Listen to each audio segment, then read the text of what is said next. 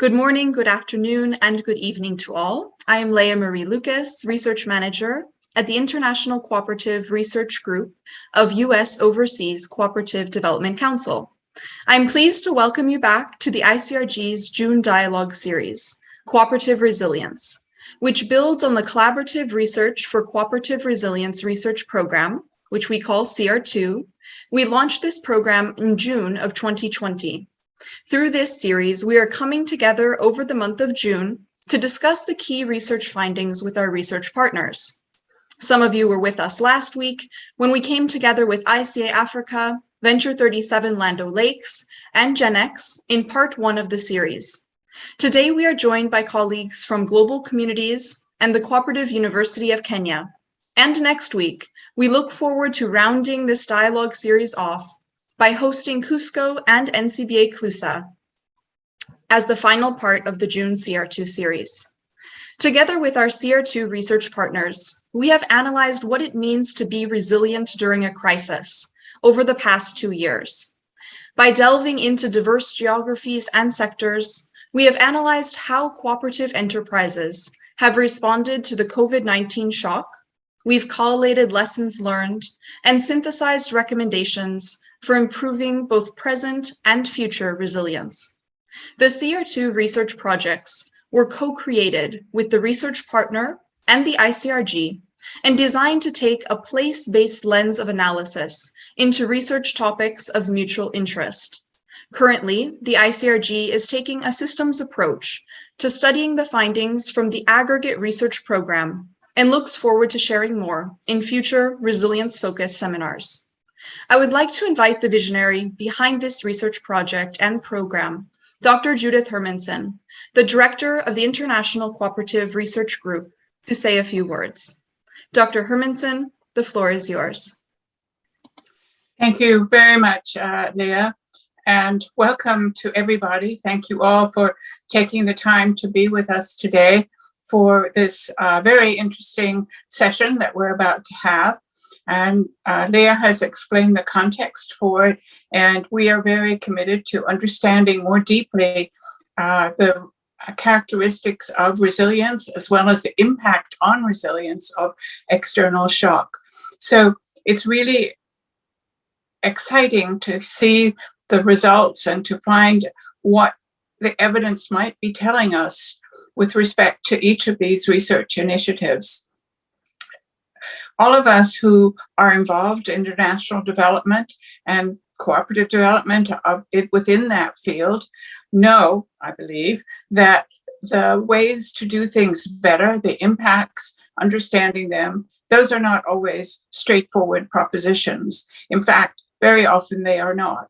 So we are deeply appreciative of those, our colleagues, those of you here today, and the researchers who have chosen to look deeply and to understand more profoundly the issues that are associated with resilience. And we thank you for taking the time, making the commitment, because it is only through evidence-based solutions and deep knowledge that we all can make the best impact and change the overall policy environment to enable cooperatives to flourish in the way that we all aspire to. So thank you again. I look forward very much to being with you during this session. Thank you, Leah. Thank you, Dr. Hermansen. So now for a quick overview of our session today. We will have 1 hour together. We thank you for being here, as Dr. Hermansen has shared, and hope that you learn from and also question alongside us our 2 panelists today. I have 5 questions prepared for the panelists, and after concluding, look forward to incorporating your questions and concerns into our dialogue today. Please feel free to pose your questions for the panelists throughout the dialogue using the Q&A function at the bottom of the screen. And during the period of Q&A, if you would prefer to pose your question verbally to the panelists, this is very much welcomed. Please just raise your hand through the raise hand function during the last 15 minutes of the webinar, and we will call on you for your direct intervention. So, without further ado, we are on to part 2.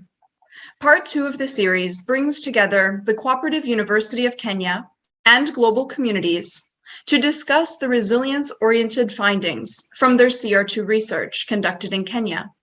CUK's research honed in on resilience in the face of COVID-19 in distinct sectors, including hospitality, horticulture, and aviation.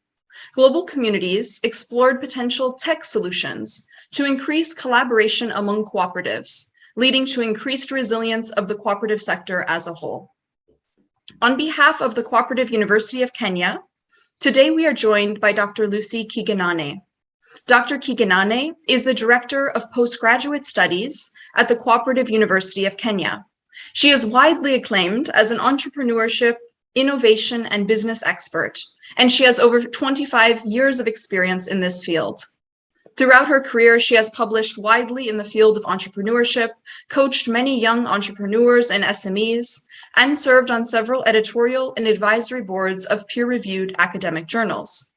Kiganane has contributed to the growth of the social and solidarity economy, especially in cooperative entrepreneurship, agribusiness and food security, and other SME development. She serves also as a mentor and coach for young people, helping them to believe in themselves, transform their mindsets, generate unique ideas, identify viable and innovative entrepreneurship opportunities, and engage their full potential to make a livelihood and realize their dreams. Dr. Kiganane, it is a pleasure to have you here with us today. And now, on behalf of Global Communities, we are joined by Ashley Holst. As Global Communities Senior Technical Specialist of Cooperatives and Inclusive Businesses, Ashley supports the Cooperative Leadership Engagement Advocacy and Research, otherwise known as CLEAR, program in Kenya. In this role, Ashley supports capacity strengthening of Kenyan worker, housing, and producer cooperatives. Ashley also manages the monitoring and evaluation aspects of the program, including overseeing CLEAR's research and CLA activities. Prior to joining the Cooperative Development Program, Ashley worked on diverse development projects focusing on sexual and reproductive health, youth inclusion, and economic capacity building. Ashley earned a master's degree in international development, specializing in monitoring and evaluation from American University in Washington, D.C., and an undergraduate degree in sociology and international political science from Drury University in Springfield, Missouri. Ashley, thank you so much for being with us today. And so, Ashley, starting with you, your study was titled Ushirika Hub, a study evaluating the opportunities and outcomes for a social systems network in the Kenyan cooperative sector. Can you please provide a brief overview of this research project, its methods, and main objectives for the guests today? Thank you, Leah. We're very happy to have this opportunity to talk about our research.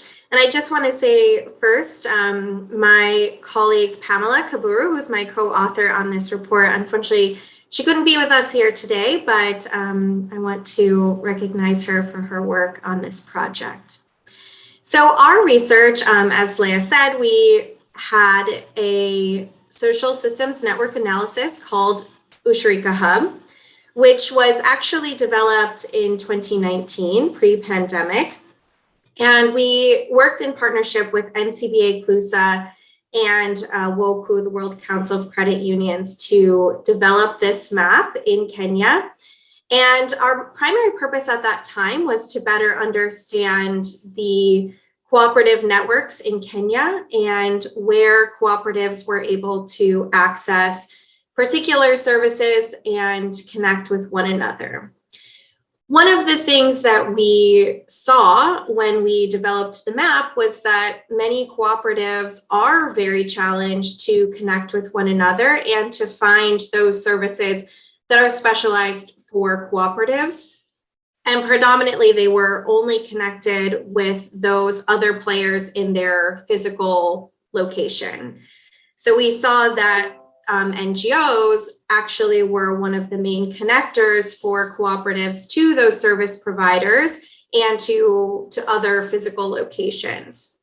So as we looked further into the data, and we had this opportunity to work with OCDC Research Group to dig a little bit deeper into the Kenyan cooperative network, we felt like it was a great opportunity to take a step back and look at Ushirika Hub a little bit more critically and think about how this particular map and the research that we conducted could be more beneficial to actual cooperative members in Kenya. So we knew that it was really a helpful tool to those of us in the NGO community and our stakeholders like CUK and the State Department, but we recognized that those benefits and those lessons were not as applicable to the cooperatives themselves. So our research, we surveyed and also had some deeper qualitative conversations with people who were already on Ushirika Hub, as well as new cooperators who had not yet had the opportunity to engage with the map. So that gave us an opportunity to ask two primary questions, or a series of questions to answer these two major research questions, which were first, what would cooperators need in a social network? What kinds of information are they looking for? And what would make a social network most beneficial to them? And then second, we wanted to ask those difficult questions about the actual tool and technology and better understanding the types of technological tool and applications that the everyday cooperative user would need to make it most easy to access for them. So that was our primary purpose, and we were actually, very happy to be able to ask these questions during the times of COVID, when many people were spending a lot more time online and, unfortunately were unable to connect in some of the more traditional ways that they had been previously. Thanks, Leah. Thank you, Ashley. That provided a really great overview, and quite interesting that it was really that time of COVID that made us connect virtually, that you decided to take a second dive into this research, really exploring technological solutions to bringing cooperative players together. So really a timely intervention, and a pleasure to be a part of this project.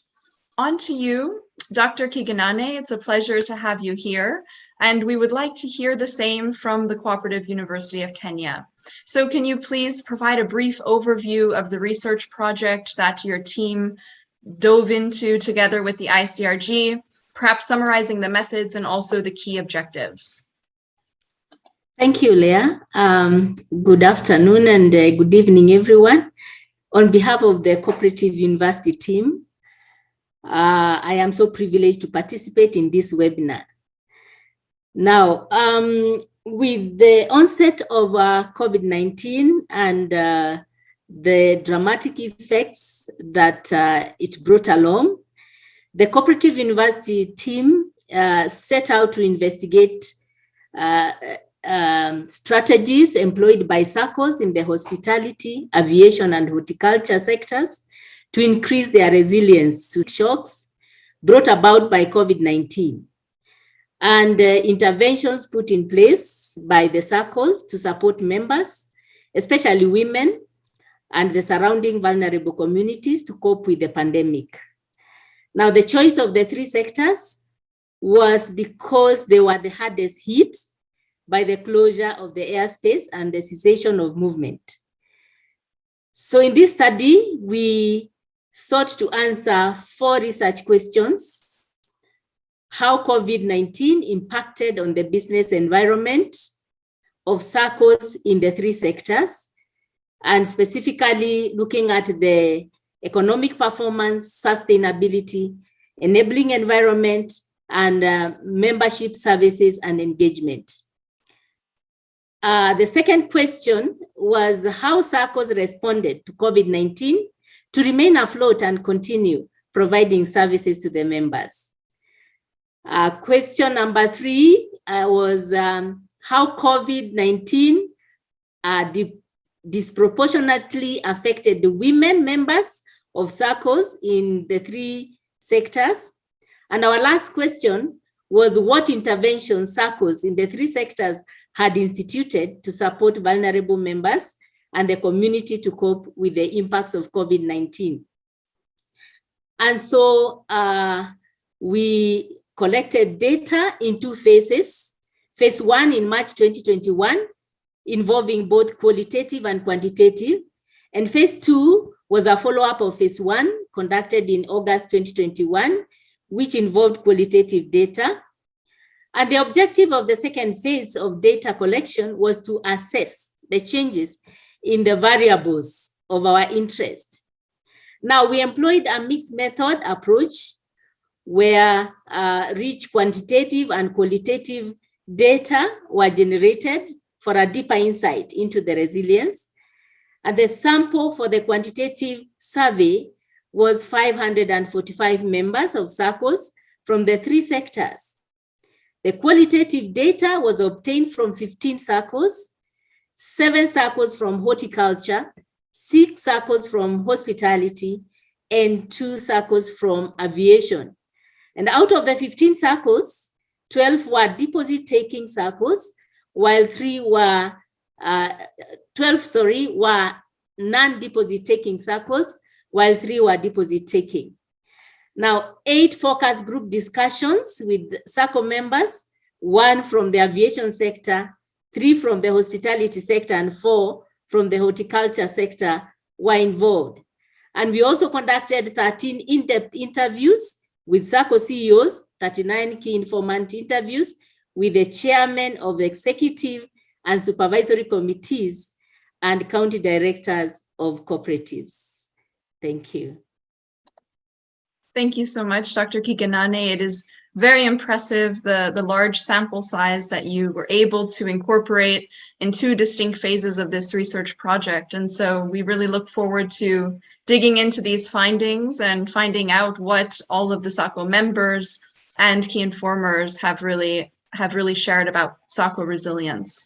But before doing so, we'll head back to Ashley with global communities and put ourselves back in the Ushirika Hub mindset to dig into the key findings from global communities research. Ashley, back to you.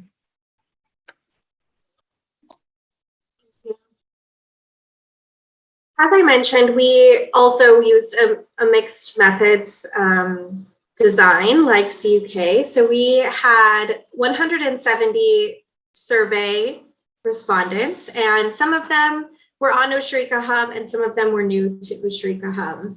So when we asked them the question about what types of information and services they would want to receive from Ushirika Hub, we found some interesting results. And I think for those of us, I think probably everyone on this call who have worked with cooperatives for a while, they won't necessarily be super surprising because these are challenges that we hear from cooperatives regularly.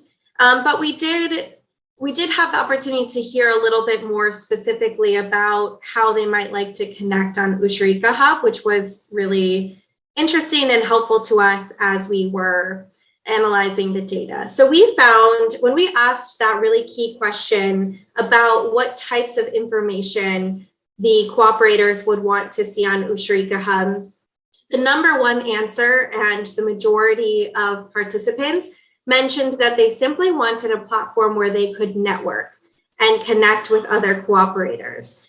So for us, that led to a key finding of an interest of the cooperators to have both the opportunity to present their cooperative as a business on the Ushirika Hub, but also to be able to exist as individual cooperators who could connect one-on-one with other people and other industries. We also found that many of our survey respondents, and again, both people who had been on Ushirika Hub and who had not been introduced yet, mentioned education and training as a key interest for the hub. And for me, I was really interested to see this coming out because as we started off the time of COVID and being virtual, many people were resistant to receiving these types of services, trainings, educational opportunities on Zoom, like what we're doing today. So it was really interesting to me to find such a high number of people that were interested in having those types of training opportunities to be hosted and certainly to be shared on a digital platform. And finally, we found that many of the informants were interested in specific business information about services that they could purchase.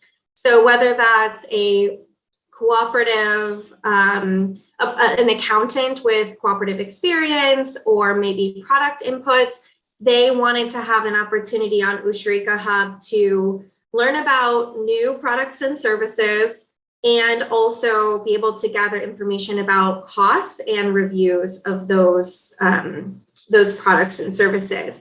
So that was really interesting to us, and something that the original Ushrika Hub definitely did not do, having that aspect of almost like a marketplace within Ushrika Hub. We also found several pieces of key information regarding the technology itself, which, as you'll remember, was the second part of our research. So in terms of key findings there, we actually had the most impactful findings during our qualitative sessions. We had 2 sessions after we had collected the quantitative data, where we brought everyone, or invited everyone who had participated, to come to a session. We called it the meaning making session. And we presented some of the findings that we were seeing. And we wanted to give people the opportunity to give some further insight, and also to validate or question what we were coming out with. That session, in terms of the platform and the technology, was absolutely critical.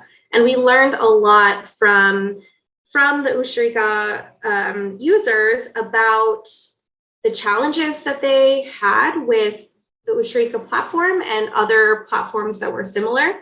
And we heard loud and clear from the attendees that a platform like Facebook would be very beneficial to them. So to us, what that meant was perhaps embedding the map that already exists into a Facebook group or a special part of Facebook where people could connect, promote their business, and have an opportunity to have those kind of live dialogues on the cooperative sector in Kenya. And I'll just say briefly, a couple of the technological aspects that were raised were, again, first, that people could be both an individual and a cooperative if Ushrika Hub was on Facebook, and that Facebook already had a marketplace type feature that even had the possibility of making direct payments using the app. And finally, in Kenya, Facebook has a data-free option. So you actually can scroll Facebook and read posts and check in with people without using your mobile data. So those were kind of the 3 main reasons that floated to the top during that qualitative discussion about why a platform like Facebook could be the next step for Ushrika Hub. So we definitely took those ideas into consideration as we worked through our analysis and came to our recommendations.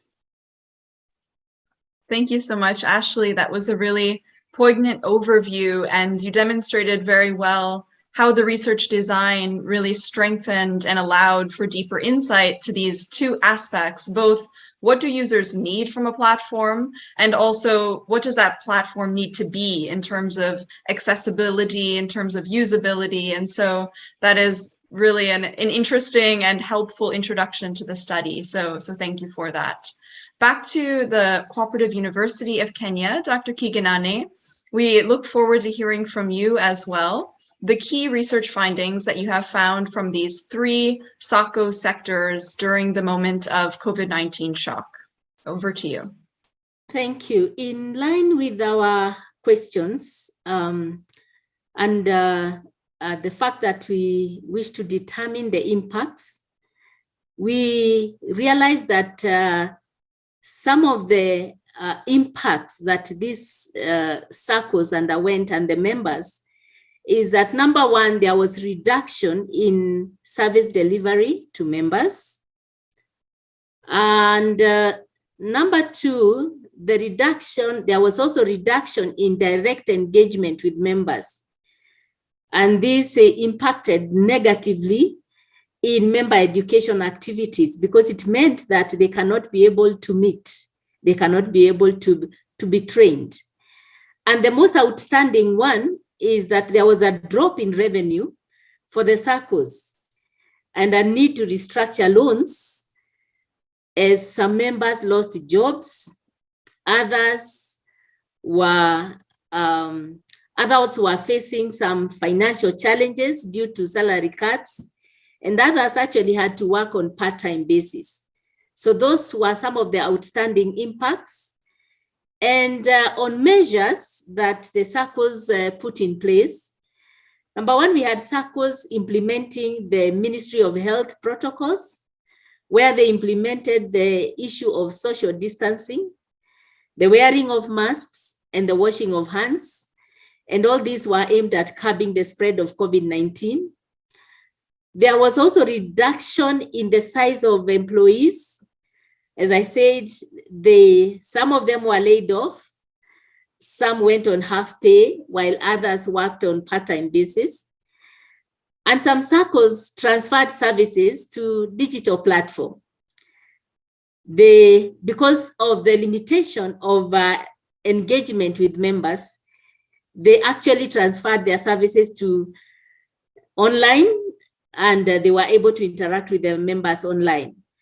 Now, to deal with the financial challenges and salary cuts, circles also allowed loan restructuring, that is rescheduling and renegotiations, as a way of cushioning their members. So those were some of the measures that the circles put in place.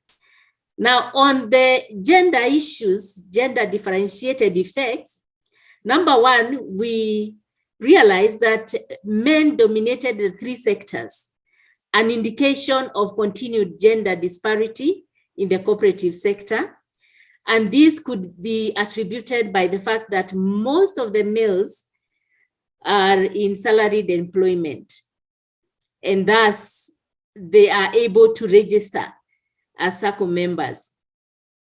Number two, on gender issues, the COVID-19 had a greater impact on women compared to men on several areas, including the health expenditure, increased gender-based violence, increase in conflict with children at home, and generally being unable to meet basic needs.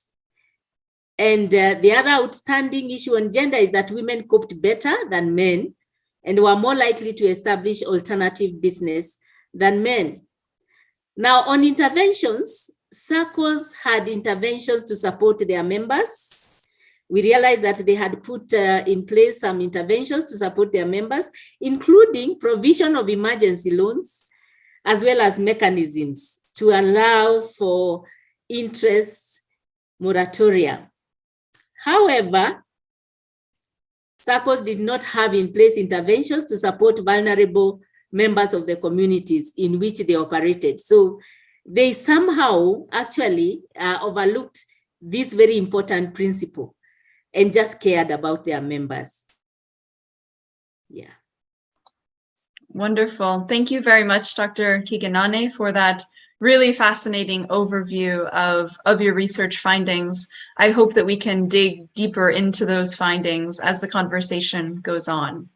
So I'd like to go back to you, Ashley, and really take the next step from the findings. And so bridging the findings to practice and to policy, what policy recommendations were sourced from your research? And you can choose if these policy recommendations are for national stakeholders, development partners, local, national, regional leadership. Back to you, Ashley.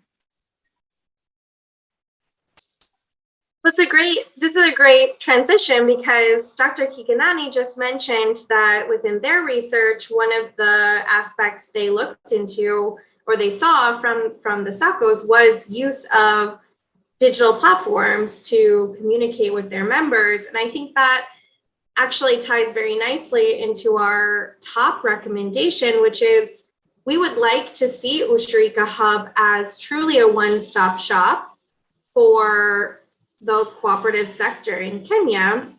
And to us, our main policy recommendation was that the key stakeholders, whether that's State Department, the Apex organizations, and of course the NGOs as well, work together to make sure that this platform is accessible and beneficial to the entire sector. So ideally, we would hope that Ushirika Hub in its prime form, would be able to provide services to SACOs, to cooperatives, to service providers, and bring all of those players together. So that's really our first recommendation, is that these key stakeholders work together to create an enabling environment and a culture of using Ushirika Hub to bring the sector together. Our second recommendation was to transition Ushirika Hub to a pre-existing platform. I just shared about how loud and clear it came through from the cooperators that Ushirika Hub should be on Facebook. And, I think we're a little bit hesitant to say specifically that it should be Facebook, the platform specifically, but that we do recommend that Ushirika Hub be on a pre-existing platform, because we feel that that would help people not only feel comfortable using it, but also help to ensure its sustainability over time. Ushirika Map is built on a technology called Pando, but of course there are subscription fees and service provision that's necessary to keep that map up and running right now. And we hope that transitioning Ushirika Hub to a pre-existing platform might help alleviate some of those needs in the long run. And finally, our third recommendation is that the platform should be developed in collaboration with a number of stakeholders. We feel that this platform could be beneficial to the government as well as service providers, but we do feel like for its ultimate success, identifying one particular stakeholder, ideally one of our Kenyan cooperative stakeholders, to manage and facilitate that platform would be really critical to, again, ensuring its sustainability and its applicability to the cooperative sector. Wonderful. Thank you, Ashley, for bridging that dialogue and really bringing together CUK's findings with what the Ushirika Hub is seeking to do in Kenya. So back to you, Dr. Kikanane, to hear from your side. How did you bridge your research findings to policy? And what recommendations do you have for policymakers, whether national, regional, or local? Thank you.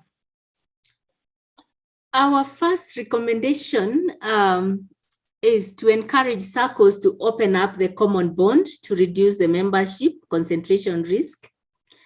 And this was advised by our finding that COVID-19 impacted SACCOs' revenues negatively as members lost jobs and had their income stopped or reduced.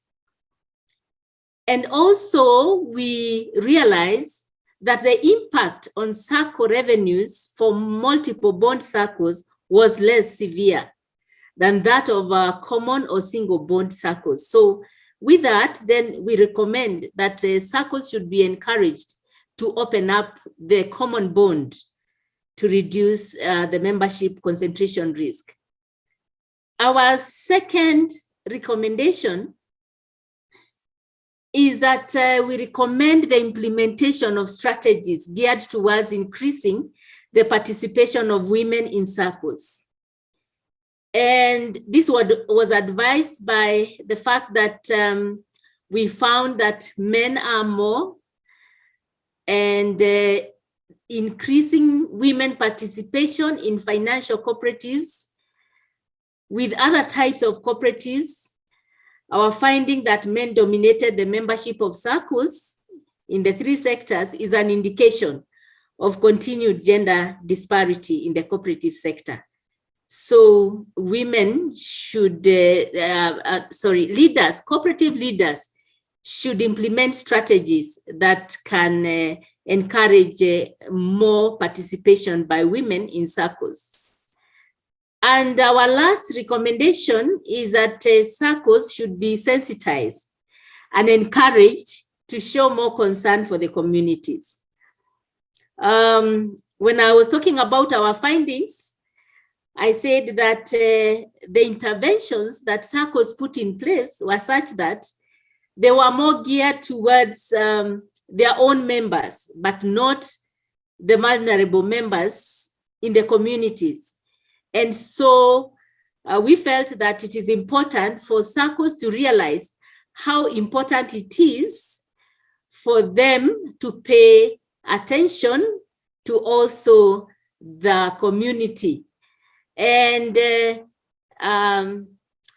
this principle would therefore, the principle of community concern would therefore bring about the mutual benefit, not just for the individual, but also for the members of the community within the area or the environment where these SACCOs operate.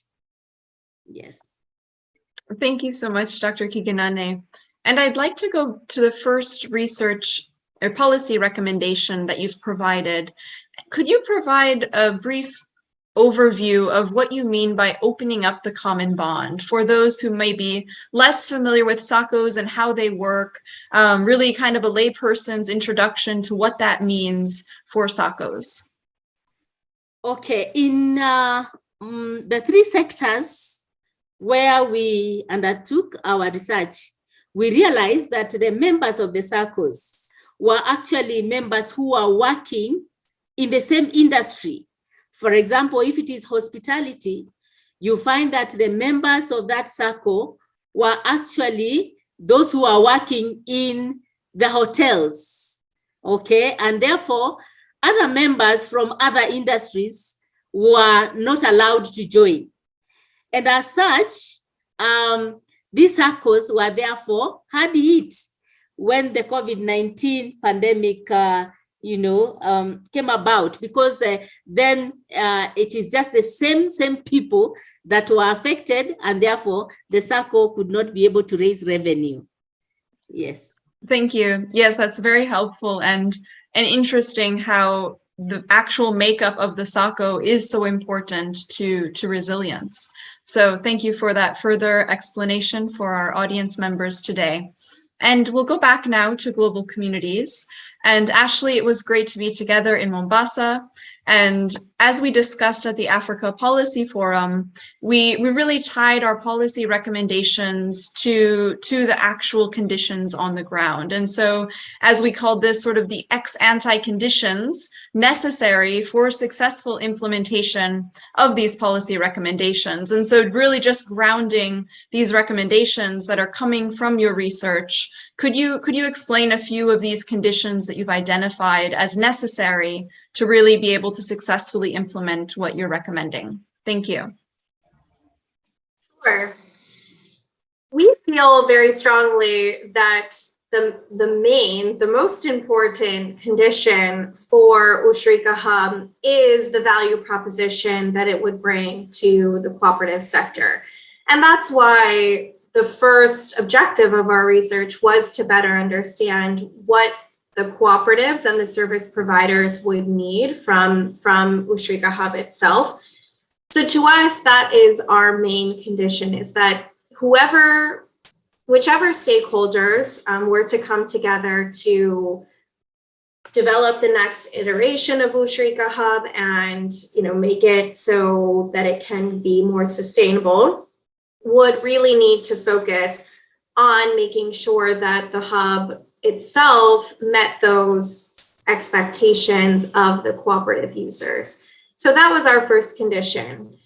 We also recognize that this type of tool does have financial implications, even if Ushrika Hub is built on a pre-existing platform that is free. It would require facilitation. One of the stakeholders, as we've recommended, would need to be generally in charge of the network and make sure that the rules, the community guidelines of Ushrika Hub were being followed, that the platform was working correctly, and if they so chose to continue using a map, like Ushrika Hub has, a visualization of the community, that also has some costs associated with it. So for us, we feel like that is representative of the buy-in from some of the key stakeholders who we've mentioned, and also who we've been in conversation with as we've developed Ushrika Hub.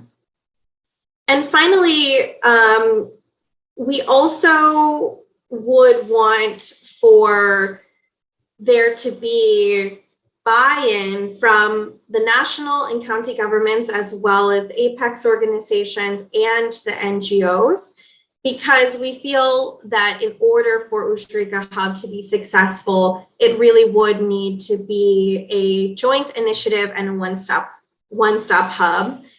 And one of the ways that we feel that could be possible would be for each of those key players to use Ushrika Hub regularly. So whether it's the county government advertising particular trainings or upcoming deadlines for tax payments or other registration expectations, using Ushrika Hub to share that information, all the way to NGOs utilizing the hub to advertise a training coming up, and finally, of course, for the cooperatives to use the hub to promote their products and services, and also to connect with one another. So that buy-in is really critical to the long-term success and upkeep of Ushrika Hub.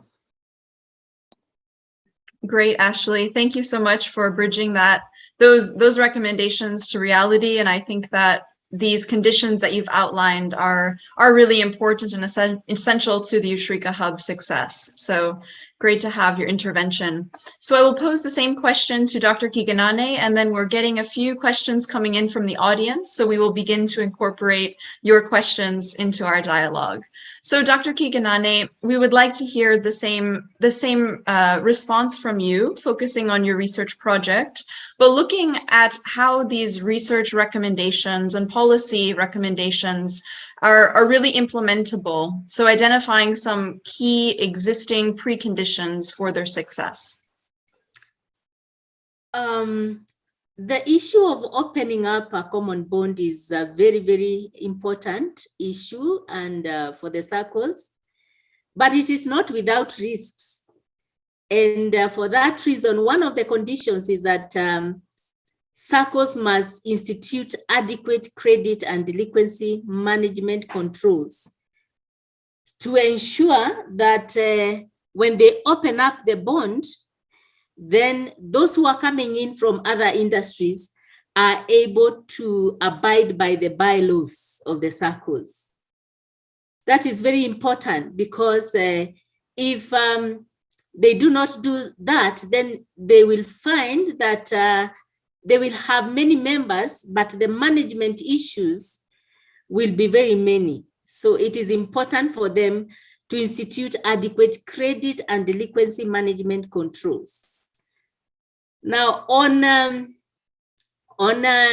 strategies to increase participation of women in circles, the cooperative leaders and cooperative movements should actually start by addressing socioeconomic and cultural barriers related to women's access to economic participation.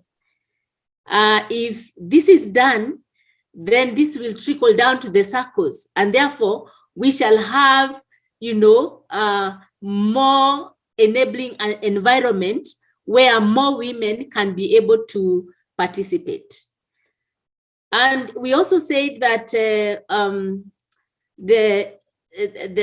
sensitize and encourage circles to show community concern. And this is a key principle. It is one of the 7 principles of circles, and therefore, or of cooperatives, and therefore sensitization of circles on the meaning and the spirit of the principle of concern for the community is very important. And this can just start from the top. All the cooperative leaders and the cooperative movement and anybody that is handling cooperatives should actually sensitize circles that this is not an option, because they are operating within the same environment, and therefore the community within the environment where they are operating needs to also benefit apart from just members. Thank you. Thank you so much, Dr. Kiganane. That is a really important point, and so eloquently expressed. I think that we can take that as a nugget forward with us today. So I would like to begin with the first question from the audience, and this question is going to be posed to Ashley. Ashley, could you speak more to how cooperators were connecting online during the COVID-19 pandemic and how the findings of this study are related to post-COVID-19 recovery? Thank you. It's a great question. We found, of course, this is really speaking just to our experience working with Kenyan cooperatives, predominantly in the service and housing sectors. But we really found that many of our cooperatives took a lot of time to adjust to being virtual. They were very used to connecting with their members in person, in meetings, even outside of their AGMs. They would call physical meetings, bring members together for information updates, discussions, things like that. So it took quite a bit of transition time. And it's something we're still working on with some of our cooperatives to help them identify tools so that they can communicate with their members more accurately or more regularly virtually. And some examples of that are using WhatsApp or messenger blasts that go out to lots of people. So not only did the cooperatives have a challenge to communicate with their members, but they also didn't have a pre-existing platform to connect with one another or to service providers. Our data told us that most people were still using either in-person connection or phone calls for most of their cooperative business. Now, of course, phone calls we can still do during COVID, but there are certainly much more effective ways to communicate to a large audience at one time. So for us, when we look at the findings of Ushrika Hub, the map that we developed back in 2019, and now having this additional data helping us understand a bit more about the needs of cooperatives, we can see an opportunity for digital platforms and digital forms of communication, which Ushrika Hub or something similar could certainly fill that role.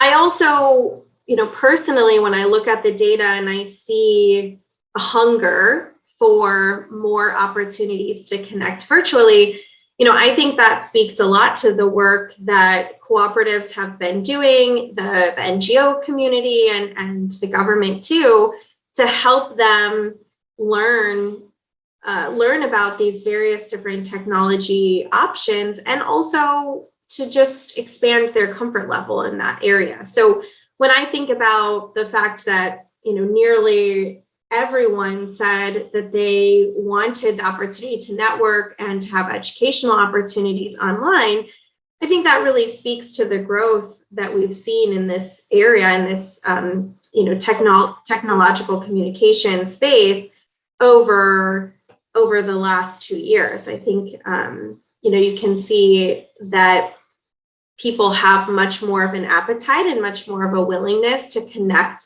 in this way that felt very unnatural just 2 years ago. Thank you, Ashley, for that great answer. And a question now to Dr. Kiganane. How has this research been useful to your organization, and do you have any follow-on activities planned for next steps? Thank you, Leah. I want to say that the best thing that happened to Cooperative University is actually to partner with you and undertake this research, because this just rests squarely in our mandate of cooperative development. And the findings have served as an important information on the interventions that can be implemented to propagate the resilience of circles. And one of the things that we have done is that we already disseminated the findings of this research to the faculty members through our university research workshop, with the aim of equipping them and enriching their interactions in class and other capacity building opportunities that they may be engaged in. And we also disseminated the findings to the Kenya Society of Professional Cooperators, where a number of leaders in the cooperative movement were in attendance. So, this really has helped us in our mandate of cooperative development. We also disseminated the findings in our 5th International Research Conference, 5th International Conference, and we feel that, we have already, sent message as to what is happening in what happened during COVID in the 3 sectors. And for follow-up activities, we, in conjunction with the We Effect, ran a Leadership for Change program aimed at empowering cooperative leaders. And we felt that we needed to equip the directors of cooperatives from the 4 counties that we undertook our research, that is Nakuru, Laikipia, Nairobi, and Mombasa. And so we already incorporated them or considered them to attend the training. The other thing that is happening is that the CUK Research Division is undertaking a number of projects where we are engaging with cooperatives, and the findings of this resilience project is impacting them in one way or another.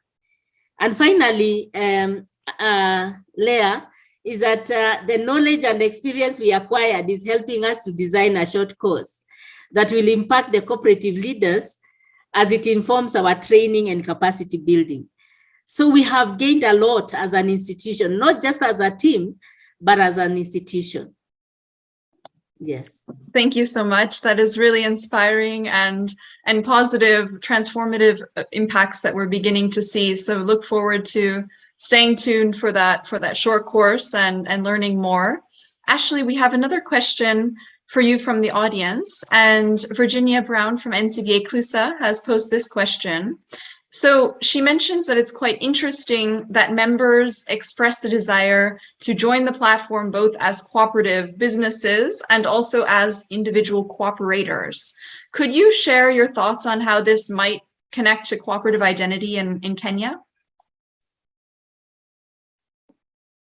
Thank you, Virginia. I can't say that because that particular point came out in those qualitative sessions, I can't say that we have the answer necessarily about why that is. But my personal thought is that it may be tied to the fact that the original Ushirika Hub, or as it was designed originally, people were providing input that then was brought together to represent their cooperative. So if the 3 of us here were members of a cooperative and we put our data and we joined Ushirika Hub, someone would be able to find our cooperative, but not necessarily be able to know that Ashley or Leah or Dr. Lucy were behind that cooperative and were members there. So I think that the comments that we received about being able to have a personal page or personal profile on Ushrika Hub may have been speaking to that particular aspect, that even though people joined, they couldn't see themselves on the map.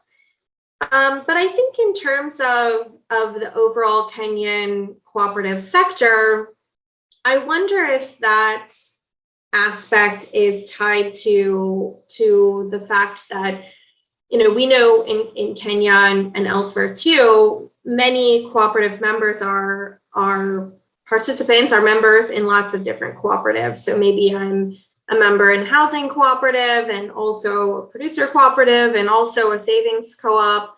So that particular desire to be able to be a part of the cooperative community, but not tied or not have to choose one particular cooperative over another to be my primary membership that I'm representing.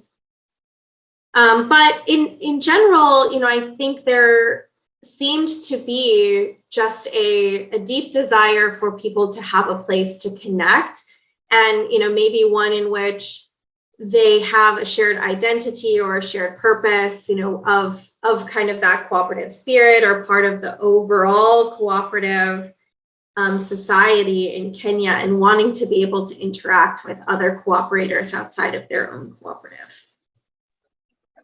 Thank you, Ashley. That's a great response and builds on your research findings and insights gained. So back to Dr. Kiganane for hopefully a brief response to a question on the first policy recommendation that you have provided of opening the common bond. And so we have a question posed to you, which is really focusing on rural Kenya and the case of small SACCOs, and wondering whether or not it's feasible to open the common bond in this type of a setting where SACCOs tend to invest in so many different products. So over to you for an answer to this last question today. Thank you. Okay. Small SACCOs in the rural, yes, it is still visible there in the sense that if the SACCO, for example, is purely for farmers and probably farmers of a particular product, then it means that, depending on the revenue levels of that particular SACCO, they can decide that they can open it up. For example, if the SACCO is for avocado farmers, I'm giving an example.